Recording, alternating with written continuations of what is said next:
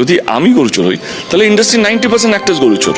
যেমন যেমন কেন বলতো, তুমি তো পেপারের মধ্যে আছে, একটু সার্ভে করো, তোমরা একটু রিসার্চ করো। রথযাত্রার দিন সবগুলো 2009 থেকে শুরু করো, রথযাত্রার যে কোনো পেপার খুলবে তারা অ্যাড দেয় প্রত্যেকটাই, কে কার সঙ্গে কে টিম আছে।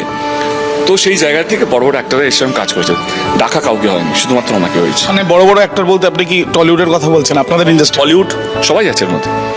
উনি অ্যাকচুয়ালি বিখ্যাত ছিলেন, শো অর্গানাইজার ছিলেন, তো উনি সবার সঙ্গে কাজ করেছেন, আমিও কাজ করেছি। কিন্তু তদন্তের জন্য আমাকে ডাকা হয়েছে কারণ আমি টিএমসির এমপি বলে।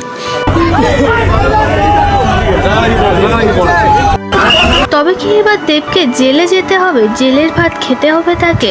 টিএমসিতে 10 বছর ধরে এমপি পদে রয়েছেন অভিনেতা দেব, তবে তার বিরুদ্ধে হাজারো অভিযোগ। এবার সামনে এলো গরু চোর ও গম চোর দেব। দেব নাকি মমতা ব্যানার্জির সঙ্গে হাত মিলিয়ে বাংলাদেশে প্রচুর গরু পার করেছে।